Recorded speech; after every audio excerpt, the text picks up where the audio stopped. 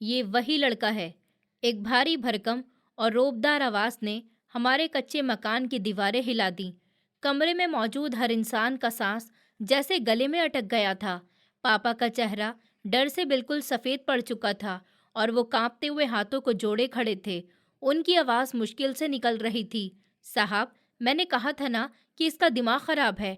ये रातों को जागता रहता है और मुझे नहीं पता कि ये किन चक्करों में पड़ गया है।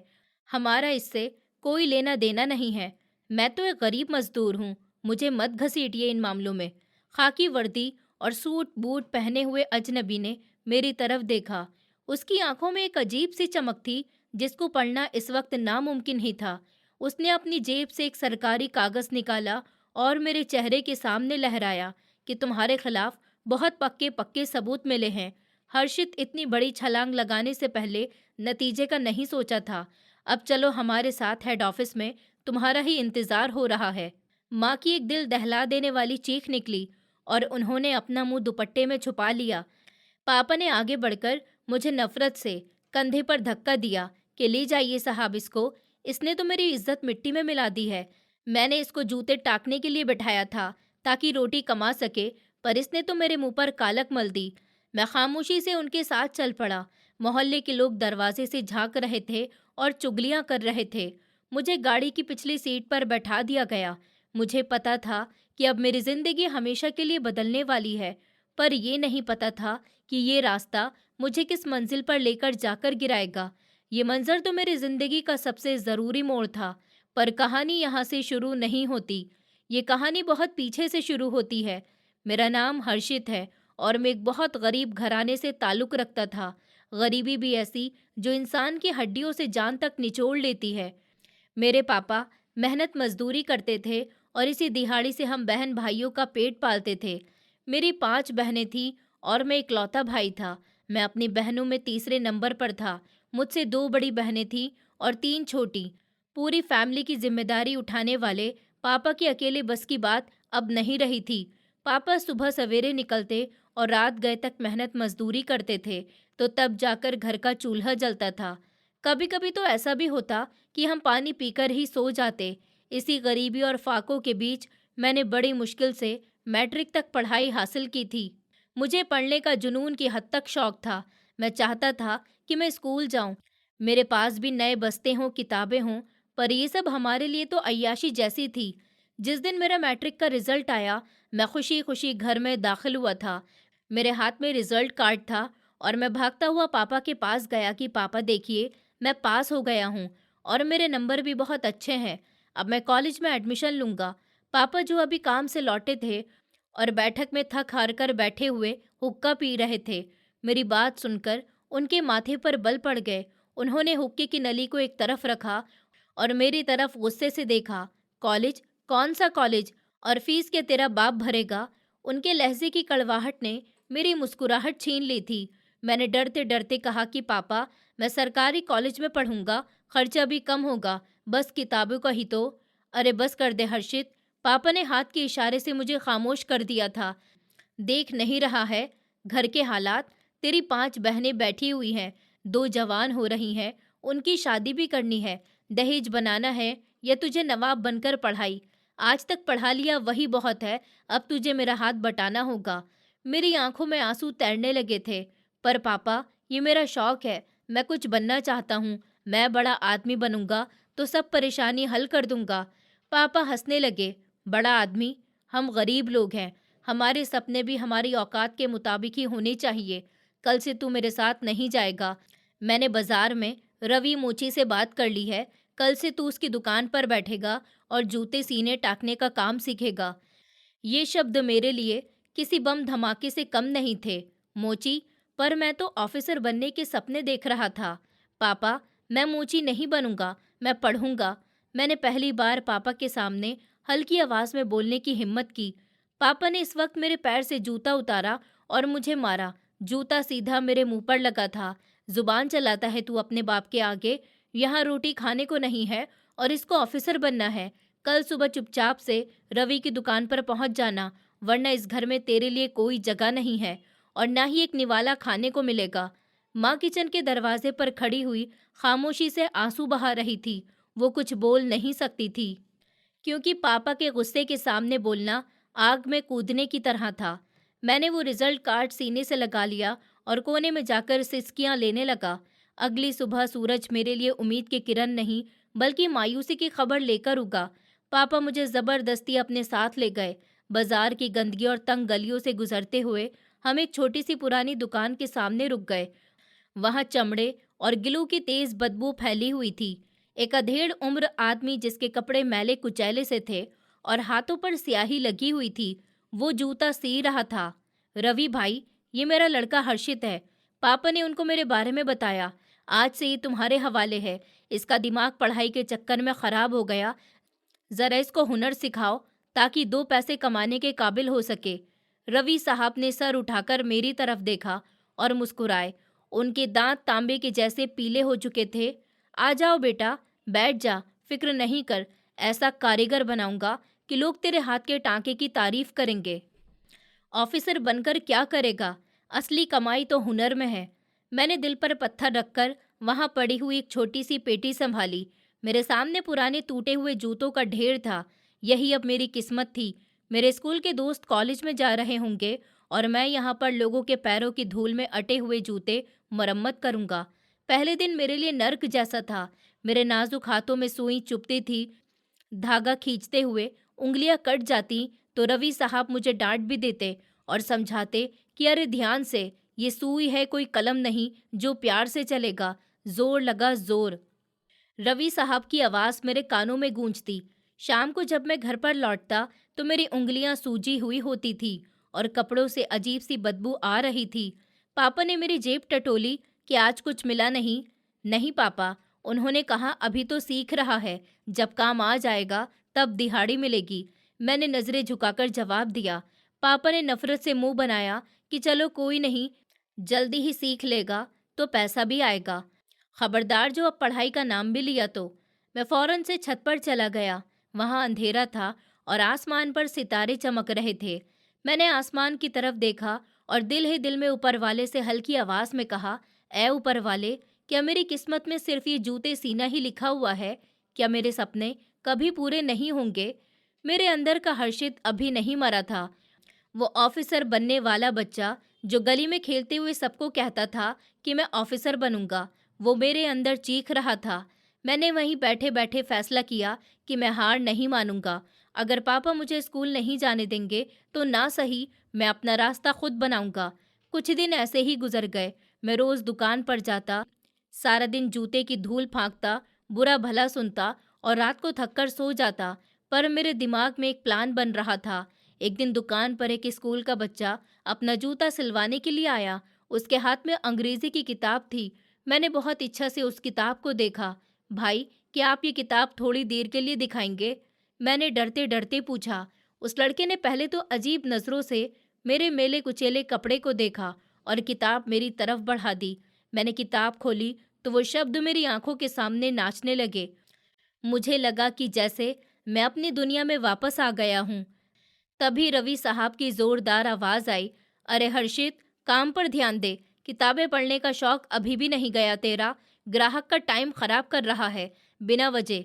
ये सुनते ही मैंने जल्दी से किताब वापस कर दी और जूता सीने लगा। पर उस दिन मुझे समझ आ गई थी कि मुझे क्या करना है।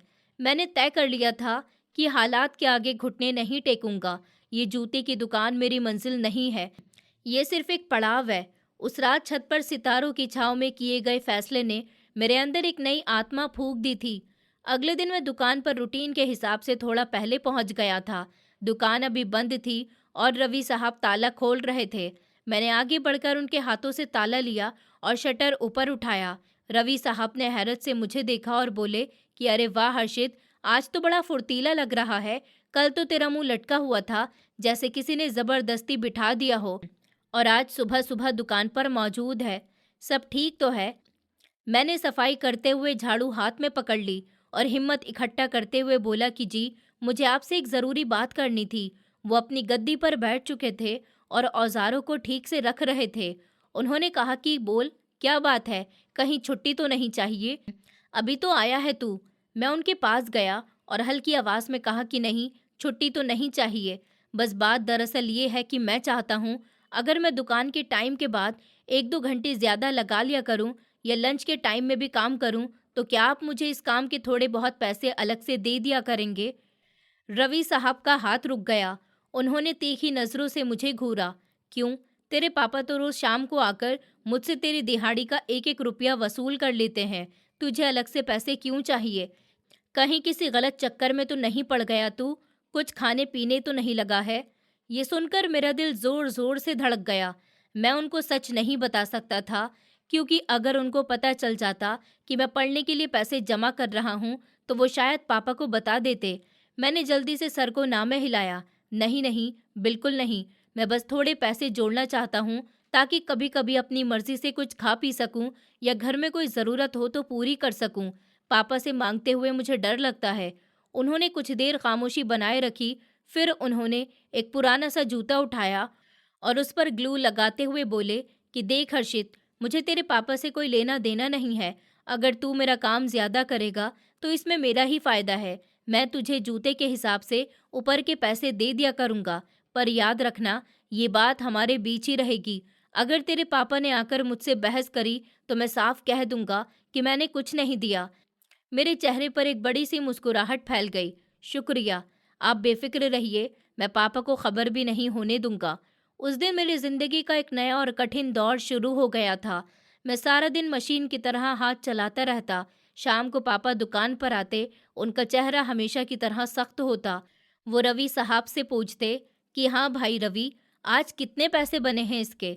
तो वो मेरी तरफ तिरछी नज़रों से देखते और फिर पापा के हाथ पर वही रकम रख देते जो बनती थी। ये लो भाई इसकी आज की कमाई, लड़का बहुत मेहनत कर रहा है। अब पापा पैसे लेते हुए फिर मेरी तरफ मुड़े और कहने लगे कि चल, घर पर चल, सीधा घर जाना है, इधर उधर आवारागर्दी नहीं करनी है। मैं सर झुकाकर उनके पीछे चल पड़ता। मेरी अपनी जेब में छुपाए हुए वो कुछ सिक्के मुझे दुनिया की सबसे बड़ी दौलत महसूस होते थे।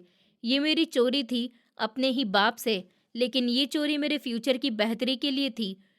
कुछ हफ्तों की मेहनत के बाद मेरे पास इतने पैसे तो जमा हो गए थे कि मैं रद्दी वाले के पास जा सकूं। रद्दी वाले अंकल ने मुझे मैली कुचैली कमीज और फटे हुए जूतों में देखकर नफरत से कहा कि अरे लड़के पीछे हटो, ये कोई खेलने की जगह नहीं है, जाओ अपना काम करो।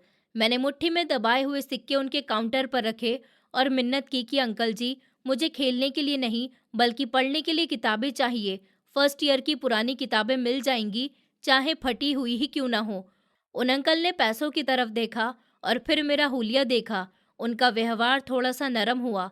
वो बोले कि वो उधर देख लो ढेर में, अगर कुछ काम का मिल जाए तो। मैं दीवानों की तरह उस ढेर पर मैं दीवानों की तरह उस ढेर पर टूट पड़ा। धूल और मिट्टी से अटी हुई किताबें मैंने ऐसे उठाई कि जैसे वो मेरे लिए हीरे और अशरफियां हों। फिलहाल मुझे उन टॉपिक के ऊपर किताबें मिल गईं जिनकी मुझे ज़रूरत थी, और कुछ पेपर भी फटे हुए थे, पर पढ़ा जा सकता था। मैंने खुशी खुशी वो किताबें खरीद लीं और अपनी कमीज के अंदर छुपा ली। घर पहुंचकर सबसे बड़ी परेशानी अब किताबों को छुपाना था। हमारा घर छोटा सा था, 2 कमरे थे, जहां पर हम सब बहन भाई और माँ बाप रहते थे। मैंने पुरानी सी बोरी में किताबें लपेट ली और उनको छत पर पड़े हुए टूटी हुई चारपाइयों के ढेर के नीचे छुपा दिया। अब मेरा असली इम्तिहान शुरू हुआ। दिन भर की हड्डी तोड़ मेहनत करने के बाद जब रात होती थी तो मेरा जिस्म टूट रहा होता था, आंखें नींद से भारी हो रही होती थी, पर मेरे अंदर का जुनून मुझे सोने ही नहीं देता था। जब सब लोग सो जाते और पापा के खर्राटे की आवाज़ गूंजने लग जाती, तो मैं दबे पांव उठना चाहता और अपनी किताबें निकालता और मोमबत्ती जलाता। एक रात में अंग्रेजी के मुश्किल कुछ शब्द याद कर रहा था कि अचानक से सीढ़ियों से किसी के पाँव की आहट आई। मेरा दिल हलक में आ गया था, पर अगर वो पापा हुए तो वो मेरी हड्डियां तोड़ देंगे और मुझे बहुत मारेंगे, साथ ही मेरी किताबें भी जला देंगे। मैंने जल्दी से फूंक मारकर मोमबत्ती को बुझा दिया और वही बोरी के पास लेटकर सोने की एक्टिंग करने लगा। आहट करीब आई और फिर रुक गई। मुझे किसी का साया अपने ऊपर झुकता हुआ महसूस हुआ। मैंने डर की वजह से जानबूझकर आंखें बंद किए हुए थी और एक नरम हाथ मेरे बालों में फेरा। वो हाथ खुरदुरा सा था, पर उसका एहसास जाना पहचाना था। हर्षित, माँ की हल्की आवाज़ मेरे कान में पड़ी। तू सोया नहीं अभी तक? मैंने धीरे से आंखें खोली। चांद की चांदनी में मम्मी का फिक्रमंद चेहरा नजर आया। मैं उठकर बैठ गया। माँ, आप जाग रही हैं? माँ ने मेरे पास पड़ी हुई किताबों की बोरी पर हाथ रखा। उनको सब समझ आ गया था। वो मेरे पास हुई और हल्की आवाज में बोली, बेटा, क्यों अपनी जान को तू रोग लगा रहा है? तेरे पापा को पता चल गया तो बहुत मुश्किल खड़ी होगी। वैसे भी दिन भर तू इतना थक जाता है, रात को भी आराम नहीं करता। मैंने माँ का हाथ पकड़ लिया। माँ, अगर मैं सो गया तो मेरे सपने भी सो जाएंगे। मुझे पढ़ने दीजिए। मैं वादा करता हूँ कि पापा को नहीं पता चलेगा। माँ की आंखों में आंसू चमकने लगे। उन्होंने अपने पल्लू से गांठ खोली और उसमें से मोड़े हुए 100 रुपए निकालकर मेरे हाथ पर रख दिए। अच्छा, ये रख ले। मैं सब्जी में से थोड़े थोड़े बचाती हूँ, तेरे काम आ जाएंगे। शायद कभी पैन कॉपी खरीदनी पड़ जाए। उस रात माँ की प्रार्थना और उन कुछ रुपयों ने मेरे इरादों को चट्टान बना दिया था। मैंने तय कर लिया कि चाहे पापा का डर हो या फिर गरीबी की दीवार, मैं इस दीवार में सुराख करके ही दम लूंगा। पर मुझे नहीं पता था कि दीवार के उस पार मेरी जिंदगी का सबसे बड़ा झटका मेरा इंतजार कर रहा है। वक्त पड़ लगाकर उड़ता जा रहा था। दिन दुकान की कालक और ग्लू की बदबू में गुजरा और रात किताबों की दुनिया में। मेरी नींद खराब हो चुकी थी, पर उन जागती हुई आंखों में जो सपने थे वो मुझे थमने नहीं देते थे। एक रात गर्मी की तेजी बहुत ज्यादा थी। छत पर भी हवा बंद थी और भपका इतना था कि सांस लेना भी मुश्किल हो रहा था। मैं बनियान पहने हुए पसीबे में मैं बनियान पहने हुए पसीने में भीगा हुआ मोमबत्ती के सामने झुका हुआ गणित का एक मुश्किल सवाल हल कर रहा था। मेरा ध्यान पूरी तरह से किताब में था और आसपास की दुनिया से मेरा कोई वास्ता ही नहीं था। शायद इसी ध्यान ने मुझे मार दे दी थी। अचानक से मेरे पीछे एक भारी कदमों की आहट उभर गई। इससे पहले कि मैं संभलता या किताबें छुपाता, एक जोरदार लात मेरी पीठ पर लगी थी। मैं मुंह के बल अपनी किताबों पर जाकर गिर गया। मोमबत्ती गिरकर बुझ गई और अंधेरा छा गया। क्या तमाशा लगा रखा है तूने?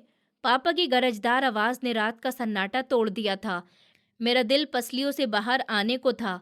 मैं कांपते हुए हाथों से माचिस तलाशने लगा ताकि मोमबत्ती को दोबारा से जला सकूं।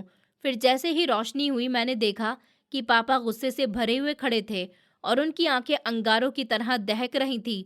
मैंने तुझे मना किया था ना? मैंने कहा था कि इन बेकार की चीजों को छोड़ दे। पापा ने झुककर मेरी किताब उठाई और उसको जोर से फर्श पर दे मारा। किताब के पुराने पेपर बिखर गए। पापा, मैं सिर्फ पढ़ रहा था, मेरा कसूर क्या है? मैंने रोते हुए कहा कि मैं अपना काम भी तो पूरा करता हूँ, आपके लिए दिहाड़ी भी पूरी लाता हूँ, फिर आपको मेरे पढ़ने से क्या तकलीफ है? तकलीफ ये है कि तेरा दिमाग खराब हो रहा है। पापा ने मेरी कमीज को कॉलर से पकड़कर मुझे खड़ा किया। तो ये किताब पढ़कर क्या तू ऑफिसर बन जाएगा? अपनी हालत देखी है तूने? एक मोची का बेटा है तू, मोची का। अगर इतना ध्यान अपने काम पर दे देता तो आज डबल पैसे कमा रहा होता। पर नहीं, तुझे तो नवाब बनना है। बहुत जल्दी है ना?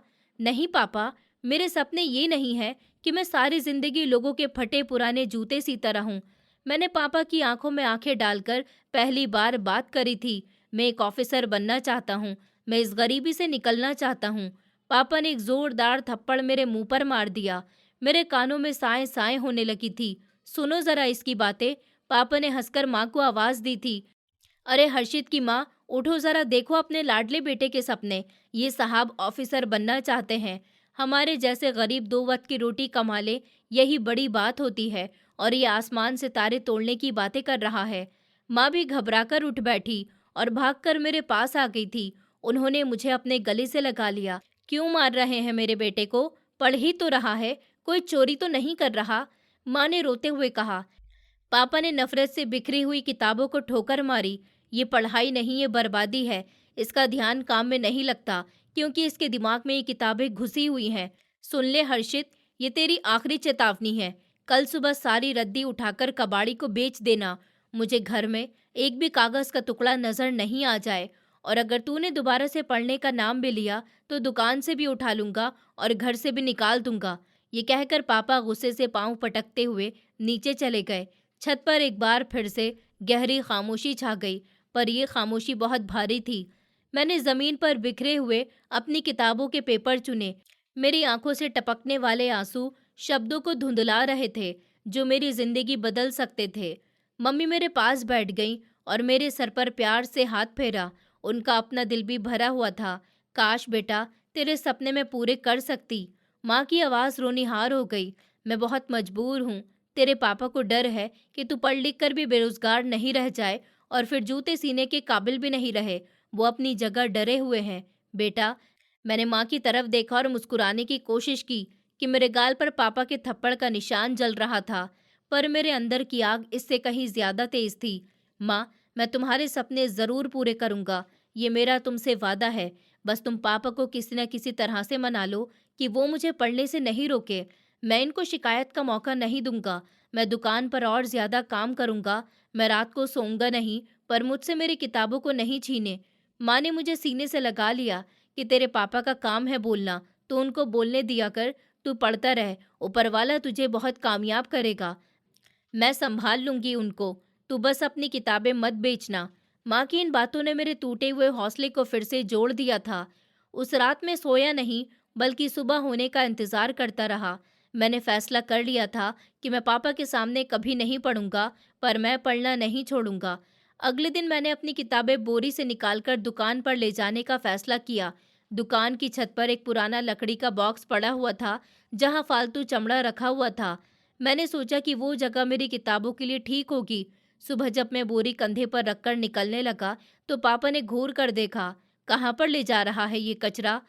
मैंने दिल पत्थर करके झूठ बोला कि रद्दी वाले के पास लेकर जा रहा हूँ। पापा, आपने कहा था ना कि इसको बेच देना। बस बेचने ही जा रहा हूँ। पापा के चेहरे पर एक जीत भरी मुस्कुराहट आ गई। शाबाश, अब आया ना लाइन पर। चल जा, बेच दे, और जो भी पैसे मिलेंगे उससे घर के लिए सब्जी लेकर आना।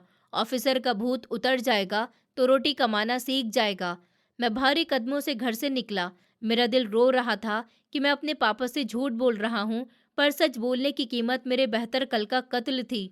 मैं रद्दी वाले की दुकान की तरफ जाने की जगह सीधा रवि साहब की दुकान की तरफ मुड़ गया।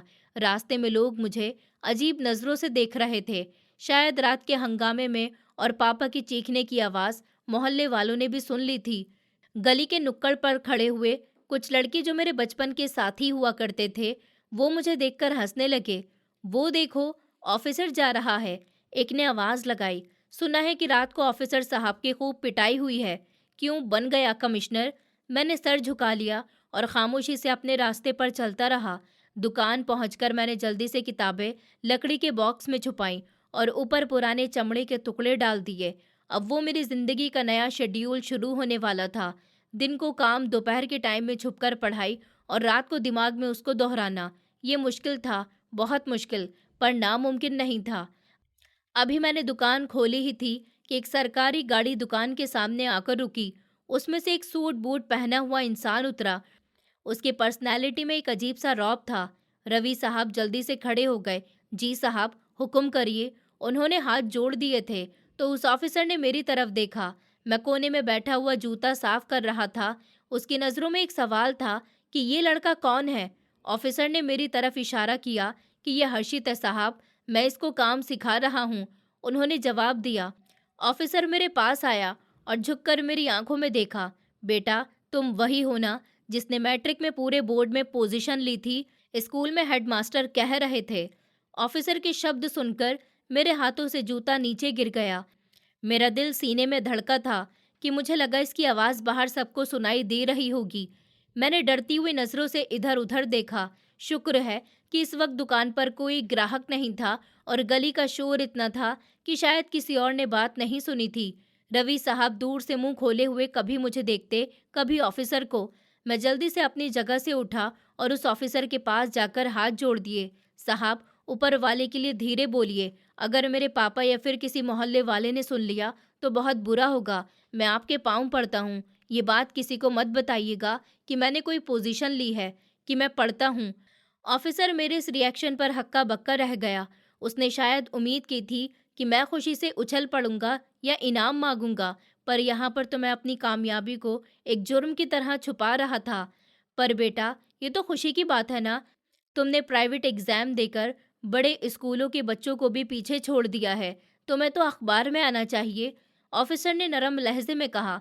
नहीं साहब, मेरी खुशी इसी में है कि ये बात राज ही रहे। मेरे पापा को पढ़ाई से सख्त नफरत है। वो समझते हैं कि ये सब बेकार की बातें हैं। अगर उनको पता चल गया कि मैं अभी भी छुपकर पढ़ रहा हूँ तो वो मेरी किताबें जला देंगे और मुझे काम से भी हटा देंगे। मेरी आपसे मिन्नत है कि इस बात को यहीं पर ख़त्म कर दें। ऑफिसर ने गहरी सांस ली और मेरी आंखों में छुपी हुई बेबसी को पढ़ लिया। उसने मेरे कंधे पर हाथ रखा और बोला कि अजीब लड़के हो हर्षित, लोग तो कामयाबी का ढोल पीटते फिरते हैं और तुम इसको छुपा रहे हो, और अगर तुम यही चाहते हो तो मैं खामोश रहूंगा। लेकिन याद रखना, तुम हीरे हो और हीरा कोयले की खान में भी छुपा नहीं रह सकता। वो ऑफिसर चला गया, पर जाते जाते मेरे अंदर एक नई उम्मीद जगा गया था। मुझे यकीन हो गया कि मेरा रास्ता ठीक है। रवि साहब ने मुझे घूर कर देखा और कहा कि क्या खिचड़ी पक रही है? क्या कह रहा था वो? मैंने जल्दी से बात बना दी। कुछ नहीं, वो पूछ रहे थे कि यहाँ पर कोई पुरानी किताबों की दुकान है क्या? बस उनको वही बता रहा था। रवि साहब ने अपने कंधे उचकाए और अपने काम में लग गए। उस दिन के बाद मेरा जुनून और ज़्यादा बढ़ गया। मैंने इंटरमीडिएट के बाद बीए की किताबें भी इसी तरह से रद्दी वाले से खरीदी और अपनी खुफिया पढ़ाई जारी रखी। वक्त गुजरता रहा, दिन महीनों में और महीने सालों में बदलते चले गए। मेरी जिंदगी दो हिस्सों में बंट गई थी। दिन की रोशनी में एक मेला कुचेला मोची और रात के अंधेरे में पढ़ाई का प्यासा स्टूडेंट। हमारे घर में लाइट नहीं होने की वजह से मैं रात को मोमबत्ती जलाकर पढ़ता था। गर्मियों की रातों में जब सब छत पर सोते तो मैं नीचे कमरे में घुटन और गर्मी में बैठकर पढ़ता था कि रोशनी बाहर नहीं जाए। पर कभी कभी जब थकान से निढाल हो जाता तो वही किताब सर पर रखकर सो जाता। एक रात में रूटीन के हिसाब से पढ़ रहा था कि मोमबत्ती गिर गई और मेरी कमीज के कोने को आग लग गई थी। मैंने हड़बड़ाकर सर उठाया और जल्दी से आग बुझाई, पर इस भाग दौड़ में कुर्सी गिरने की आवाज़ पैदा हो गई थी। पापा की आंख खुल गई। वो बड़बड़ाते हुए नीचे आए। कौन है नीचे? चोर है क्या? मैंने जल्दी से किताबें छुपाई और लेट गया। पापा ने आकर देखा तो मैंने सोने का ड्रामा किया हुआ था। वो कुछ देर वहीं पर खड़े रहे और फिर मुझे लात मारकर जगा दिया। क्या कर रहा था यहाँ पर? शोर आया मुझे, और ये जलने की बदबू कैसी आ रही है? मैंने डरते हुए कहा कि कुछ नहीं पापा, शायद चूहा था, मैं उसको भगा रहा था।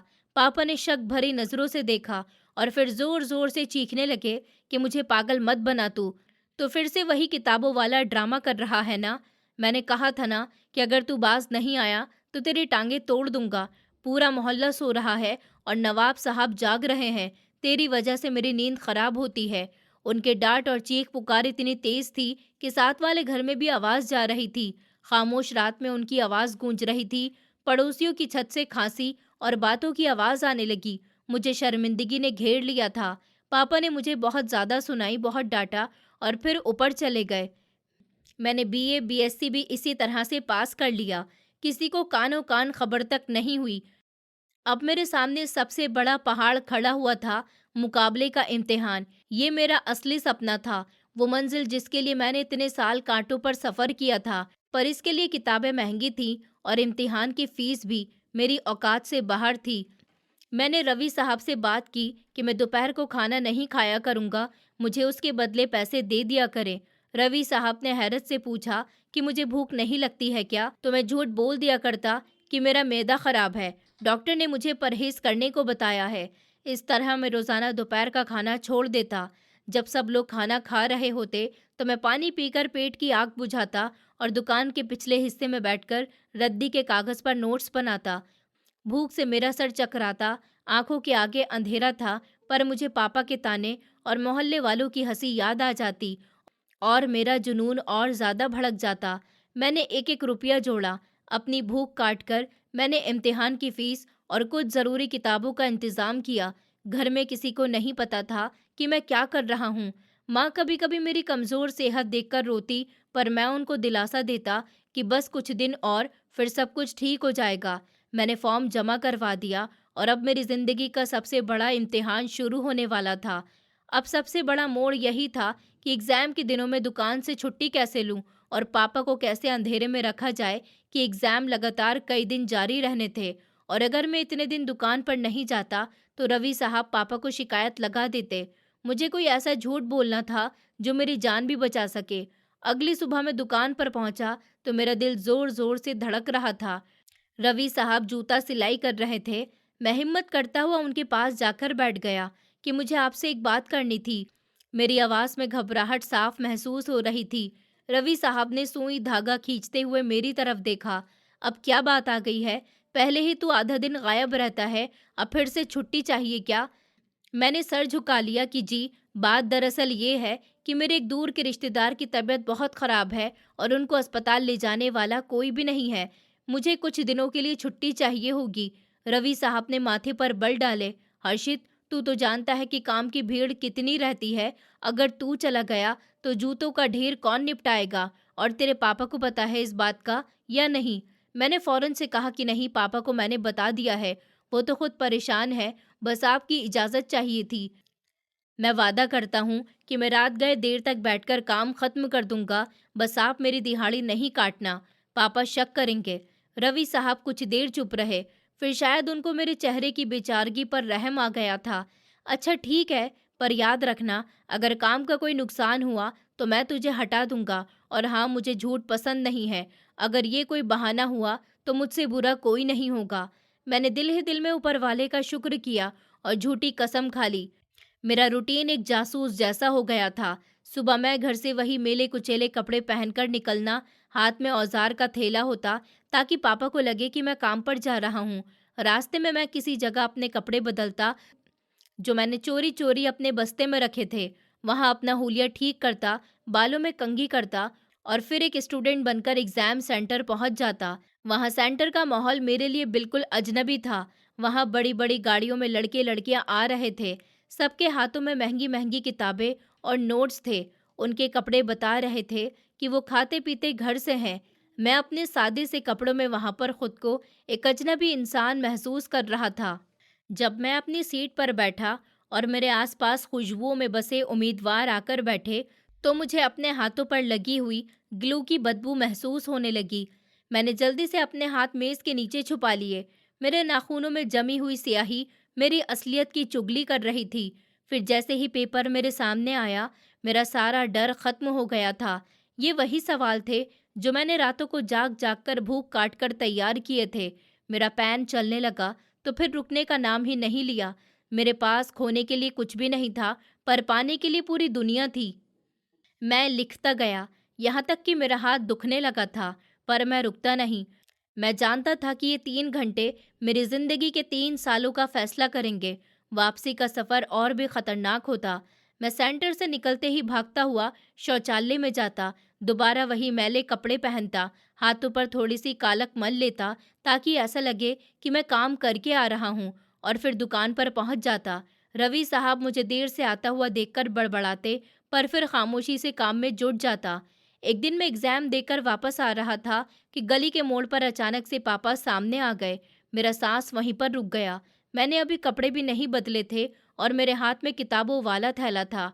अगर पापा ने मुझे इन साफ कपड़ों में देख लिया तो मुझे बहुत डांटेंगे। मैं बिजली की तेजी से एक दीवार की साइड में छुप गया। पापा अपनी धुन में चलते ही जा रहे थे। वो मेरे पास से गुजरे कि शुक्र है उन्होंने मुझे नहीं देखा था। मैं दीवार के साथ लगा हुआ जोर जोर से कांप रहा था। ये चोर सिपाही का खेल मुझे बहुत परेशान कर रहा था। एग्जाम के दिन खत्म हो गए। आखिरी पेपर देकर जब मैं हॉल से निकला तो मुझे एक अजीब सी बेचैनी सी महसूस हुई। मुझे नहीं पता था कि नतीजा क्या होगा, पर मुझे सुकून था कि मैंने अपनी पूरी कोशिश कर ली। मैंने अपनी किस्मत ऊपर वाले के और उन कॉपी के हवाले कर दी थी। अब दोबारा से वही पुरानी जिंदगी शुरू हो गई। सुबह से शाम तक जूते सीना, लोगों से बुरा भला सुनना और रात को पापा की डांट खाना। पर अब मेरे अंदर एक उम्मीद का दिया जल रहा था। मुझे बस रिजल्ट आने का इंतजार था। उस बीच घर के हालात थोड़े खराब हो गए। महंगाई बढ़ रही थी और पापा की तबीयत भी खराब सी रहने लगी। वो अक्सर काम से जल्दी घर पर आ जाते और हाँफते रहते। एक दिन मैं दुकान से घर लौटा तो पापा चारपाई पर लेटे हुए थे। उन्होंने मुझे पास में बुलाया और कहा कि हर्षित, यहाँ बैठ। पापा की आवाज़ कमज़ोर थी। मैं डरते डरते उनके पैरों के पास बैठ गया। बेटा, अब मैं बूढ़ा हो रहा हूँ, मुझसे अब इतनी मेहनत नहीं होती। तेरी बहन की शादी की फिक्र भी मुझे खाई जा रही है। पापा ने मेरी तरफ उम्मीद भरी नज़रों से देखा। अब तुझे ही इस घर का बोझ उठाना है। तू काम में दिल लगा। रवि साहब कह रहे थे कि तू कामचोर हो गया है, कई कई दिन गायब रहता है। अगर तू ऐसे ही करेगा तो हम भूखे मर जाएंगे। मेरे दिल पर जैसे चाकू चल गया हो। पापा की मजबूरी और मेरी हकीकत के बीच जंग जारी थी। मैंने पापा का हाथ पकड़ लिया और कहा कि पापा, आप फ़िक्र नहीं करिए, मैं सब कुछ सँभाल लूँगा, मैं आपको मायूस नहीं करूँगा। पापा ने मेरा हाथ झटक दिया। बातों से पेट नहीं भरता है, हर्षित, करके दिखाओ। मुझे डर है कि तू कहीं उन किताबों के चक्कर में अपनी ज़िंदगी बर्बाद नहीं कर ले। याद रखना कि अगर तूने मुझे धोखा दिया तो मैं तुझे कभी माफ़ नहीं करूँगा। पापा के शब्द मेरे कानों में पिघला हुआ शीशा बनकर उतर रहे थे। मैंने उनको धोखा तो दिया था, मैंने उनसे झूठ भी बोला था, पर ये सब कुछ मैं उनकी बेहतरी के लिए ही तो कर रहा था। पर अगर मैं फ़ेल हो गया, ये ख़्याल मुझे अंदर से ही खोखला कर देता था। लेकिन मैं फ़ेल हो गया तो मैं सच में पापा का मुजरिम बन जाऊँगा। रिज़ल्ट आने में अभी कुछ टाइम बाकी था कि इंतज़ार का वक़्त इम्तिहान से भी ज़्यादा कठिन था। हर गुज़रता हुआ दिन मेरे लिए मुश्किल था। मैं रोज़ाना प्रार्थना करता कि एक मोची का बेटा सच में ऑफ़िसर बन सकता है, या ये सिर्फ़ किताबों की बातें होती हैं, हकीकत में नहीं है। किस्मत मेरे सामने मुंह खोले हुए खड़ी थी और मैं उसके सामने निहत्था खड़ा हुआ था। फिर वो दिन भी आ गया जब एग्ज़ाम का रिज़ल्ट आना था। मैं दुकान पर बैठा हुआ था, पर मेरे हाथ काँप रहे थे। मैंने रवि साहब से पेट दर्द का बहाना किया और करीब के इंटरनेट कैफ़े की तरफ भागा। वहाँ मौजूद लड़के ने मेरा रोल नंबर डालकर देखा तो स्क्रीन पर एक लिस्ट आ गई।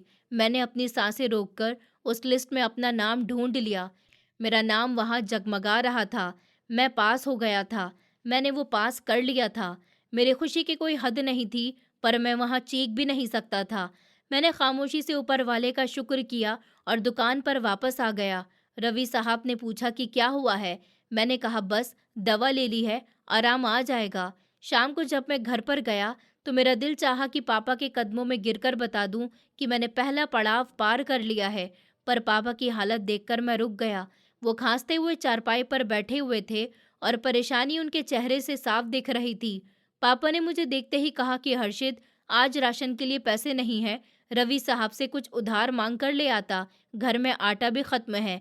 मैंने जेब से अपनी जमा पूंजी निकाली, जो मैंने इंटरव्यू की तैयारी के लिए बचाकर रखी थी, और चुपके से पापा के हाथ पर रख दिए। पापा ने हैरत से मेरी तरफ देखा कि ये पैसे कहाँ से आए। मैंने कहा, रवि साहब ने खुश होकर इनाम दिया है, आज काम अच्छा किया था ना। पापा के चेहरे पर सुकून आ गया कि चल शुक्र है, तेरा ध्यान काम में तो लगा, ऊपर वाला तुझे कामयाब करे। अब अगला मोड़ इंटरव्यू का था। मुझे पता था कि इसके लिए मुझे सूट की ज़रूरत होगी और मेरे पास इतने पैसे नहीं थे कि नया सूट सिलवा सकूं। संडे के दिन मैं लुंडा बाजार गया। वहां पुराने कपड़ों के ढेर लगे हुए थे। मैंने बहुत ढूंढने के बाद काला कोट और पैंट पसंद की, जो मेरे साइज़ के मुताबिक थी। वो थोड़ी सी घिसी हुई थी, पर प्रेस करने के बाद नई लग सकती थी। दुकानदार से बहस करके मैंने वो सूट कौड़ियों के भाव में खरीद लिया। घर में उसको छुपाना मुश्किल था। मैंने वो सूट प्लास्टिक के थैले में डालकर छत पर पानी की टंकी के पीछे छुपा दिया। रात को जब सब सो गए तो मैंने उसको निकाला। वो मेरे जिस्म पर थोड़ा सा ढीला था, पर मैंने सुई धागे को लेकर उसको खुद अपने नाप का किया। एक मोची होने का ये फायदा तो हुआ कि मुझे सीना आता था। मैंने रातों रात उस सूट को अपने जिस्म के मुताबिक सेट कर लिया। फिर इंटरव्यू का दिन आ गया। मैंने रवि साहब से कहा कि मुझे एक सरकारी ऑफिस में अपने पहचान कार्ड के मसले के लिए जाना है, इसलिए दुकान पर देर से आऊँगा। रवि साहब ने मुंह बनाते हुए इजाज़त दे दी। मैं घर से थैला लेकर निकला और जल्दी में जाकर वो सूट पहन लिया। शीशे में खुद को देखा तो एक लम्हे के लिए मैं खुद को पहचान ही नहीं सका कि ये वही हर्षित है जो रोज़ गलियों में जूते सीता है। इंटरव्यू पैनल के सामने पेश होते वक्त मेरी टांगें काँप रही थीं। कमरे में दाखिल हुआ तो सामने 3-3 रौबदार लोग बैठे हुए थे। उन्होंने मुझे बैठने का इशारा किया। सवालों का सिलसिला शुरू हुआ। उन्होंने देश के हालात और दुनिया के बारे में सवाल किया। मैंने पूरे कॉन्फिडेंट के साथ जवाब दिया। मेरे लहजे में वो सच्चाई और दर्द था जो किताबों में नहीं मिलता। एक ने मेरे हाथों की तरफ देखा, जो केमिकल और ग्लू की वजह से खुरदुरे और काले हो गए थे। उसने पूछा कि नौजवान, आपके हाथ बता रहे हैं कि आप सख्त मेहनत करते हैं, आप क्या करते हैं? ये वो लम्हा था जहाँ पर मैं सच बोल सकता था या छुपा सकता था। मैंने गहरी सांस ली और सच बोलने का फैसला किया कि सर, मैं एक मोची हूँ। मैं दिन में जूते सीता हूँ और रात को पढ़ता हूँ। कमरे में सन्नाटा छा गया। तीनों ऑफिसर ने चौंक कर मेरी तरफ देखा। उनकी आंखों में नफरत नहीं बल्कि हैरत थी। उन्होंने और कोई सवाल नहीं किया, बस मुस्कुराकर कहा कि गुड लक। हर्षित, आप जा सकते हैं। मैं बाहर निकला तो मेरा दिल हल्का हो चुका था। मैंने जल्दी से जाकर कपड़े बदले और दुकान पर पहुंच गया। रवि साहब बहुत गुस्से में थे। ये कौन सा ऑफिस था जहां पर सारा दिन लग गया? देख कितना काम पड़ा हुआ है। अगर कल से तूने छुट्टी की तो मैं तुझे काम से ही निकाल दूंगा। मैंने खामोशी से सर झुकाया और अपनी पेटी पर बैठ गया। मेरे सामने एक फटा हुआ जूता पड़ा हुआ था। मैंने सुई उठाई और टाके लगाने शुरू कर दिए। कुछ घंटे पहले मैं असिस्टेंट कमिश्नर के इंटरव्यू के लिए एक ऑफिसर के रूप में था और अब दोबारा से वही मामूली सा मूची। ये दोहरी जिंदगी मुझे अंदर से तोड़ रही थी, पर मुझे उम्मीद का दामन नहीं छोड़ना था। घर पहुंचा तो पापा ने खुशखबरी सुनाई, हर्षित, तेरी बड़ी बहन का रिश्ता आया है। लड़के वाले बहुत अच्छे लोग हैं, पर वो जल्दी शादी करना चाहते हैं। हमें पैसों का इंतजाम करना होगा।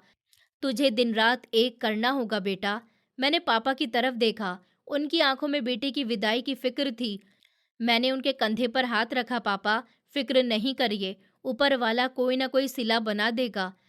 पापा कड़वाहट से हंसने लगे कि सिला आसमान से नहीं गिरता हर्षित, हाथ पैर हिलाने पड़ते हैं। सब कुछ खुद करना पड़ता है। बस तू अब दिल लगाकर काम कर। मैं नहीं चाहता कि पैसे नहीं होने की वजह से मेरी बेटी घर बैठी रह जाए। मैंने दिल में सोचा कि पापा, बस कुछ दिन और ऊपर वाले ने चाहा तो सिला ऐसा बनेगा कि दुनिया देखेगी। पर अगर मैं नाकाम हो गया तो शायद मैं अपनी ही नज़रों में गिर जाऊंगा। रिजल्ट आने में अब कुछ दिन ही बाकी थे कि आखिर इंतज़ार मौत से भी ज़्यादा भारी था। हर लम्हा मुझे लगता था कि कोई आकर कहेगा कि जाग जाओ हर्षित, ये सिर्फ एक सपना था।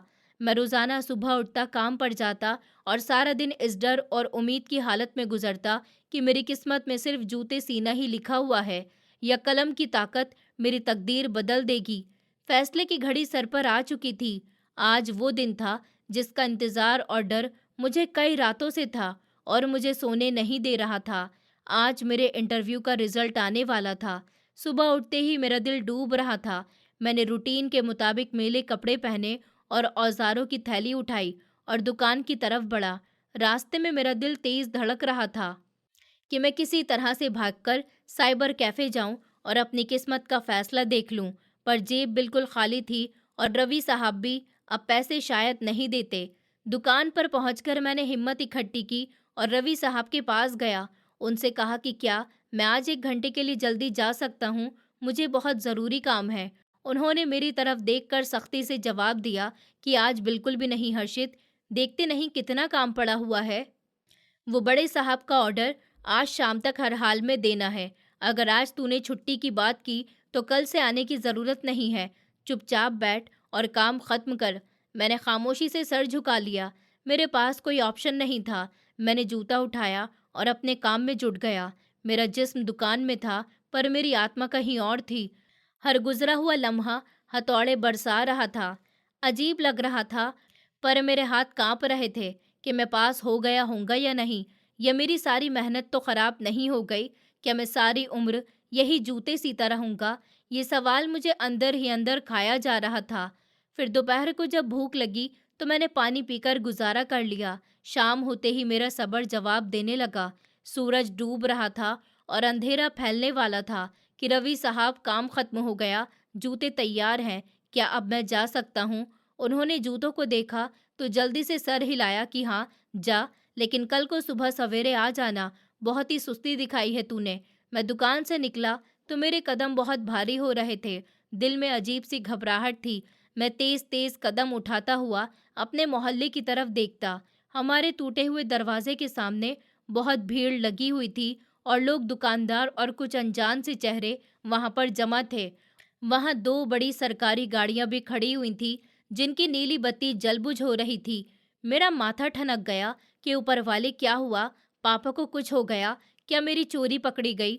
मुझे फौरन से मंजर याद आ गया जब पहली बार मैंने सोचा था कि पुलिस मुझे ले जाएगी। क्या आज वही होने वाला है? मैंने कदम तेज किए। भीड़ में से किसी ने मुझे देखा और जोर से चिल्लाया कि आ गया हर्षित, रास्ता दो, भाई साहब आ गए हैं। साहब? मैं हैरान रह गया। सब लोगों की नजरें मेरी तरफ उठ गईं। उनके चेहरे पर वो ताने नहीं थे जो रोज हुआ करते थे, बल्कि एक अजीब सी चमक थी। मैं लोगों को धकेलते हुए आगे बढ़ा।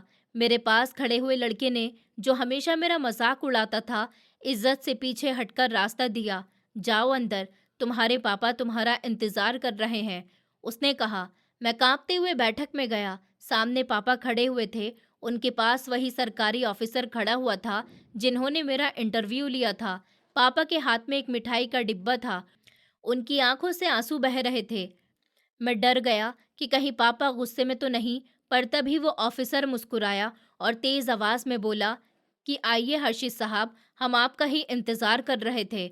आपको गिरफ्तार करने नहीं, बल्कि ये बताने आए हैं कि आपने पहली पोजीशन हासिल की है। मुबारक हो असिस्टेंट कमिश्नर साहब। पापा ने कांपते हुए कदमों से आगे बढ़कर मुझे जोर से गले लगा लिया। उनके सीने से उठने वाली चीखें मेरे दिल में लगी थी। मेरे शेर जैसे बेटे, तूने मेरा सर फख्र से ऊंचा कर दिया। अब ये कभी झुकेगा नहीं। पापा की आवाज़ रोनिहार हो गई।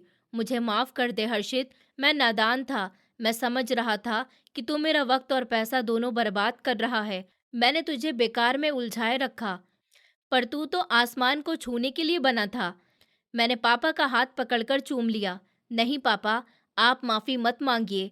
ये सब आपकी सख्ती का ही तो नतीजा है, जिसने मुझे बिखरने नहीं दिया। अगर आप मुझे काम पर नहीं लगाते तो शायद मैं मेहनत नहीं कर पाता। माँ भी दौड़ती हुई आई और मुझे गले से लगाकर मेरा माथा चूमने लगी। देखा, मैं ना कहती थी कि मेरा बेटा एक दिन ऑफिसर बनेगा। आज मेरी प्रार्थना रंग लाई है। आज मेरा सीना ठंडा हो गया। वो ऑफिसर मेरे पास आया और उसने मुझे सैल्यूट किया। हर्षित साहब, आपने साबित कर दिया कि काबिलियत किसी की जागीर नहीं होती। आप हम सब के लिए एक मिसाल हैं। बाहर खड़ी हुई भीड़ जो कल तक मुझे मोची का लड़का कहकर पुकारती थी, आज हर्षित साहब जिंदाबाद के नारे लगा रहे थे। मेरे बचपन के दोस्त जो मेरा मजाक उड़ाते थे, अब वो मेरे ऊपर फख्र भरी नजरों से मुझे देख रहे थे। मैंने आसमान की तरफ देखा और ऊपर वाले का शुक्र किया जिसने मेरे फटे हुए जूतों को इज्जत की पगड़ी से बदल दिया। भीड़ धीरे धीरे छट गई थी। नारे थम चुके थे। सरकारी गाड़ियां जा चुकी थी। घर में अब सन्नाटा था, ऐसा सन्नाटा जो शोर के बाद और भी गहरा हो जाता है। मैं चारपाई के किनारे पर बैठा था। मिठाई का डिब्बा आधा खुला पड़ा था। पापा सामने बैठे हुए थे। पहली बार ऐसा लग रहा था कि आज वो सिर्फ पापा नहीं है, आज वो भी एक आदमी है जिनके अपने सपने थे, अपनी थकान थी। उन्होंने बिना मेरी तरफ देखे कहा कि हर्षित, तू जानता है मैं तुझे क्यों रोकता था? मैं चुप रहा। उन्होंने अपनी हथेलियां देखी, वही हथेलियां जो सारी उम्र कड़ी मेहनत से फटी रहीं। इसीलिए नहीं कि मुझे तुझ पर भरोसा नहीं था, उनकी आवाज़ कांप गई। इसीलिए कि मुझे जिंदगी पर भरोसा नहीं था। मैंने पहली बार पापा को टूटते हुए देखा। मैं पढ़ना चाहता था बेटा, वो बोले, पर जब किताब और चूल्हे में से एक चुनना पड़ा तो मैंने चूल्हा चुना। उस दिन के बाद मैंने सपनों से डरना सीख लिया। मैंने उनका हाथ थाम लिया। मैं सोचता था वो आगे बोले, अगर तू भी गिर गया तो मैं खुद को माफ़ नहीं कर पाऊंगा, इसलिए तुझे नीचे ही बांधे रखा। उन्होंने मेरी तरफ देखा। उन आंखों में आज डर नहीं था, सुकून था। पर आज समझ आया। उन्होंने गहरी सांस ली। उस डर को विरासत में नहीं देना चाहिए, बल्कि सपने देने चाहिए। उनकी बातों से मेरी आंखें भर आईं। मैं कुछ नहीं बोला। उस पल शब्द बेकार थे। कुछ महीने बीत गए। वर्दी पहनते वक्त आज भी मुझे अपनी उंगलियों की दरारें याद आती हैं। सरकारी गाड़ी से उतरकर जब मैं उसी गली में पहुंचा तो समय जैसे पीछे लौट आया। वही टूटा रास्ता, वही मोची की दुकान, वही चमड़े की गंध। दुकान के कोने में एक बच्चा बैठा था। उम्र कोई 10-12 साल होगी। एक जूता हाथ में, दूसरी तरफ फटी हुई किताब। वो जूते पर टाँके भी लगा रहा था और किताब के पन्ने भी पलट रहा था।